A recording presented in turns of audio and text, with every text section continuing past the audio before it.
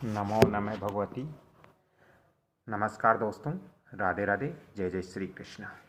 दोस्तों, वास्तुशास्त्र के अनुसार यदि हमारे घर के अंदर जल स्थान अच्छी स्थिति में नहीं हो, हमारे घर का जो बोरिंग है, ट्यूबवेल है, हेड पंप है, वो यदि वास्तु अनुसार निर्धारित दिशा के अंदर नहीं हो और यदि हमारे घर के अंदर गलत दिशा में बोरिंग, ट्यूबवेल या हेड पंप या कुआं या फिर आप मान लीजिए जल रखने का स्थान यदि गलत दिशा में है, तो इसका परिणाम हमारे घर के ऊपर जो सदस्य हैं उन पर जरूर पड़ता है। दोस्तों, जल गलत दिशा में होने से घर में आर्थिक नुकसान होता है। घर के अंदर हमारा जो सौंदर्यीकरण का माहौल है वो नहीं रहता है। घर के अंदर सकारात्मक एनर्जियां नहीं रहती हैं। घर के अंदर पैसे संबंधित दिक्कत रहती है, क्योंकि हमारे घर के जो जल स्थान है वो अच्छी स्थिति में नहीं है। दोस्तों, जब हमारे घर का जल स्थान अगर वास्तु अनुसार बताए गए दिशा में नहीं होने से बहुत बड़ी बड़ी समस्याएं उत्पन्न होती हैं। दोस्तों, जल स्थान किस दिशा में होना चाहिए? वास्तु के अकॉर्डिंग हमारे घर का जो जल स्थान है वो ईशान कोण में होना चाहिए, यानी पूरब और उत्तर के बीच का जो डायरेक्शन है उसके अंदर जल हमें रखना चाहिए। चाहे हम अपने घर के अंदर बोरिंग करवा रहे हैं या ट्यूबवेल करवा रहे हैं, या हमारे घर के अंदर जैसे राजस्थान के अंदर कुंड इत्यादि होते हैं तो कुंड करवा रहे हैं, वो सभी चीज़ें हमारे घर के ईशान कोण में होना चाहिए, यानी पूरब और उत्तर के बीच की जो दिशा है घर की उसमें होना चाहिए। दोस्तों, मान लीजिए आपके घर में जल स्थान ईशान कोण में नहीं है और आपका घर के अंदर जल स्थान उत्तर दिशा में है, तो वो भी शुभ है। उत्तर दिशा में भी आप जल की व्यवस्था रख सकते हो अपने घर के अंदर। अगर आपके पास उत्तर में भी व्यवस्था नहीं बन रही है, ईशान कोण में भी व्यवस्था नहीं बन रही है, तो फिर आप पूर्व दिशा के अंदर भी जल स्थान रख सकते हो। ये वास्तु अनुसार ये अच्छा दिशा मानी गई है, ये अच्छा है। अब सपोज कीजिए, मान लीजिए आपके घर के अंदर न उत्तर दिशा में जल स्थान है, न ईशान कोण में जल स्थान है, न ईस्ट यानी पूरब दिशा में जल स्थान है, और यदि आपने घर के आग्नेय कोण में जल स्थान बना दिया, यानी आपने अपने घर के पूरब और दक्षिण के बीच में जल स्थान बना दिया, वहां पर आपने बोरिंग, ट्यूबवेल, हेड पंप रख दी, तो दोस्तों इससे घर के अंदर बहुत बड़े बड़े नुकसान होते हैं। घर के अंदर कलह कलेश होते हैं, घर में जो सदस्य हैं उनकी आपस में बनती नहीं है, साथ ही घर के अंदर अच्छा माहौल कभी नहीं रहता है, एक दूसरे के मन कभी नहीं मिलते हैं, और साथ ही घर के अंदर ऐसा माहौल बन जाता है कि हर समय परेशानी परेशानी हमारे सामने रहती है। और इससे अग्नि कोण यानी पूरब और दक्षिण के जो बीच का कॉर्नर है उसके अंदर यदि जल स्थान रखते हैं तो इससे घर में जो संतान है उनको भी वास्तु अनुसार बहुत ज़्यादा कष्ट होते हैं। मान लीजिए आपके अग्नि कोण के अंदर जल स्थान बन चुका, तो इसके लिए अब क्या उपाय करें? आपने अग्नि कोण में बोरिंग बना दी, ट्यूबवेल बना दिया या हेड पंप लगा दिया, तो अब इसकी क्या व्यवस्था हम कर सकते हैं कि वहाँ का वास्तु दोष कुछ कम हो जाए? इसके लिए हमारे घर के जो ईशान कोण है, यानी अग्नि कोण में तो आपका बोरिंग बन चुका, यानी जल स्थान आपने रख चुका, अब आपको ईशान कोण की ओर आपके ध्यान देना है। आपके ईशान कोण है, उस ईशान कोण के अंदर आपको बहते हुए झरने का पोस्टर लगाना चाहिए।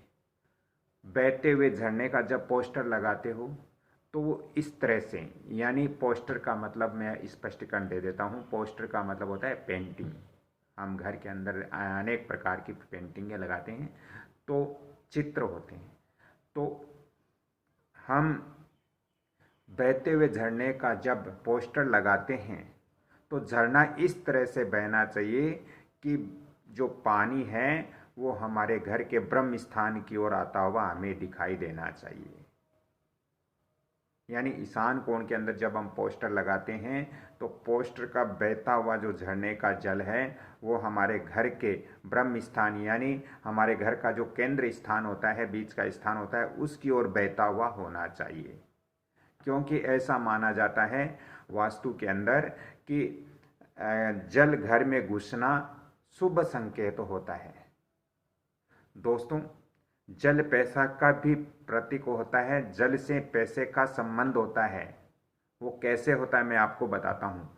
दोस्तों, पैसा अमूल्य है, वैसे ही जल भी अमूल्य है। जल के बिना हम जीवन के अंदर कुछ भी नहीं कर सकते। पूजा पाठ करते हैं तो हमें जल चाहिए, हमारे शरीर को पीने के लिए जल चाहिए। यदि शरीर को जल नहीं मिलेगा तो हम जीवित नहीं रहेंगे।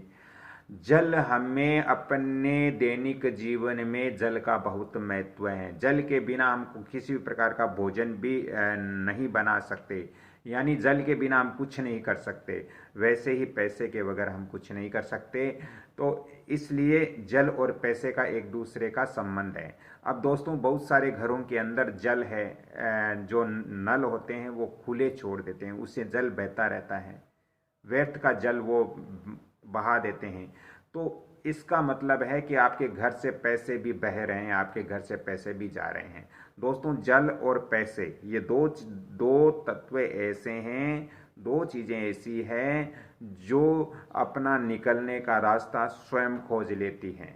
यानी जल को आप कहीं भी रख दो, वो निकलने का रास्ता अपने आप बना लेते हैं। वैसे ही पैसे भी आपके घर से निकलने का रास्ता अपने आप बना लेते हैं। पैसे आते हैं चले जाते हैं, आते हैं चले जाते हैं।